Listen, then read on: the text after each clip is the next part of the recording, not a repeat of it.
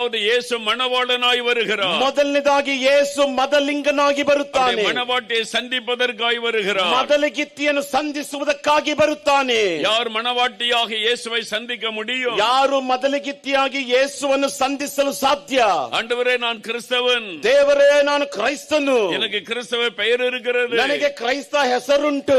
ಚರ್ಚೆಗೆல்லாம் போகிறேன். ಸಭೆಗೆಲ್ಲ ನಾನು ಹೋಗ್ತೇನೆ. ಕಾಣಿಕೆல்லாம் கொடுக்கிறேன். ಕಾಣಿಕೆಲ್ಲ ಕೊಡುತ್ತೇನೆ. ಭಕ್ತಿಯಾಗೆல்லாம் இருக்கிறேன். ಭಕ್ತಿಯಾಗೆಲ್ಲ ನಾನು ಇದ್ದೇನೆ. ஆகவே மணவாளனாகி சந்திக்க முடியும். ಆದ್ದರಿಂದ ಮದಲಿಂಗನಾಗಿರುವಂತ ನಿನ್ನನ್ನು ಸಂಧಿಸಬಹುದು. அப்படி எண்ணிக்கொண்டிருக்கிறீர்களோ? ಆ ರೀತಿಯಾಗಿ ಯೋಚಿಸುತ್ತಿದ್ದೀರೋ? ஒரு காரியத்தை யோசியுங்கள். ಒಂದು ಕಾರ್ಯವನ್ನು ಆಲೋಚಿಸಿರಿ. ஒரு மணவாளன் ஒரு மணவாட்டியை திருமணம் செய்ய விரும்பினால், ಒಬ್ಬ ಮದಲಿಂಗನು ಮದಲಗಿತ್ತಿಯನ್ನು ವಿವಾಹ ಮಾಡಲು ಬಯಸುವುದಾದರೆ எதிர்பார்க்கிற மிக முக்கியமான காரியம், ಎದುರು ನೋಡುವಂತ ಬಹಳ ಪ್ರಾಮುಖ್ಯವಾದಂತ ಕಾರ್ಯ, ஒருவேளை அவருடைய நிறங்கள் வளர்த்திகள் எல்லாவற்றையும் அவன் பார்த்தாலும், ಒಂದು ವೇಳೆ ಅವಳ ಬಣ್ಣ ಬೆಳವಣಿಗೆ ಎಲ್ಲವನ್ನು ನೋಡಿದರು, முக்கியமான ஒரு காரியம், ಮುಖ್ಯವಾದಂತ ಒಂದು ಕಾರ್ಯ, எனக்கு வரக்கூடிய மனையாட்டி பரிசுத்தம் உள்ளவளாய் இருக்க வேண்டும். ನನಗೆ ಬರಲಿರುವಂತ ಮದಲಿಗಿತ್ತಿ ಪರಿಶುದ್ಧಳಾಗಿರಬೇಕು. பரிசுத்தம் உள்ளவளாய் இருக்க வேண்டும். ಪರಿಶುದ್ಧವುಳ್ಳವಳಾಗಿರಬೇಕು. மணவாளனாகிய இயேசு யாருக்காக வருகிறார்? ಮದಲಿಂಗನಾಗಿರುವಂತ ಯೇಸು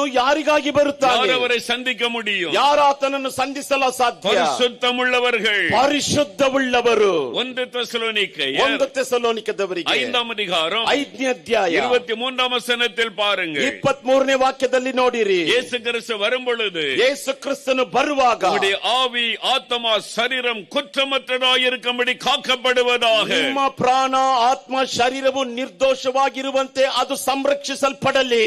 உம்முடைய ஆவியிலே பரிசுத்தம், ನಿಮ್ಮ ಪ್ರಾಣದಲ್ಲಿ ಪರಿಶುದ್ಧತೆ, உம்முடைய ஆத்மாவிலே பரிசுத்தம், ನಿಮ್ಮ ಆತ್ಮದಲ್ಲಿ ಪರಿಶುದ್ಧತೆ, உம்முடைய சரீரத்திலே பரிசுத்தம். ನಿಮ್ಮ ಶರೀರದಲ್ಲಿ ಪರಿಶುದ್ಧತೆ. வரப்போகிறவர் யார்? ಬರಲಿರುವವನು ಯಾರು? 1 பேதுரு 1ாம் அதிகாரம் 1 ಪೇತ್ರ 1ನೇ ಅಧ್ಯಾಯ 15-16 வசனங்கள் சொல்லுகிறது. 15-16ನೇ ವಾಕ್ಯಗಳು ಅನ್ನುತ್ತದೆ, உங்களை அழைத்தவர் பரிசுத்தம் உள்ளவர், ನಿಮ್ಮನ್ನು ಕರೆದಾತನು ಪರಿಶುದ್ಧವುಳ್ಳವನು. ஆகவே உங்கள் நடக்கைகள் எல்லாவற்றிலும் பரிசுத்தம். ಆದ್ದರಿಂದ ನಿಮ್ಮ ನಡವಳಿಕೆಯಲ್ಲಿ ಎಲ್ಲದರಲ್ಲಿಯೂ உங்கள் ಪರಿಶುದ್ಧತೆ, நடக்கைகள் எல்லாவற்றிலும் பரிசுத்தம். ನಿಮ್ಮ ಎಲ್ಲದರಲ್ಲಿಯೂ ಪರಿಶುದ್ಧತೆ, உங்களுடைய கண்ணின் பார்வையிலே பரிசுத்தம், ನಿಮ್ಮ ಕಣ್ಣಿನ ನೋಟದಲ್ಲಿ ಪರಿಶುದ್ಧತೆ, உங்களுடைய சிந்தனையிலே பரிசுத்தம், ನಿಮ್ಮ ಆಲೋಚನೆಯಲ್ಲಿ ಪರಿಶುದ್ಧತೆ, குடும்ப வாழ்க்கையிலே பரிசுத்தம், ನಿಮ್ಮ ಕೌಟುಂಬಿಕ ಜೀವಿತದಲ್ಲಿ ಪರಿಶುದ್ಧತೆ, உங்களுடைய ஊழியத்திலே பரிசுத்தம், ನಿಮ್ಮ ಸೇವೆಯಲ್ಲಿ ಪರಿಶುದ್ಧತೆ, உங்களுடைய சபைக்குள்ளே பரிசுத்தம், ನಿಮ್ಮ ಸಭೆಯ ಒಳಗೆ ಪರಿಶುದ್ಧತೆ, உங்களுடைய வேலையிலே பரிசுத்தம், ನಿಮ್ಮ ಕೆಲಸದಲ್ಲಿ ಪರಿಶುದ್ಧತೆ, உங்களுடைய வியாபாரத்திலே பரிசுத்தம். ನಿಮ್ಮ ವ್ಯಾಪಾರದಲ್ಲಿ ಪರಿಶುದ್ಧತೆ. பரிசுத்தம் இல்லாதபடி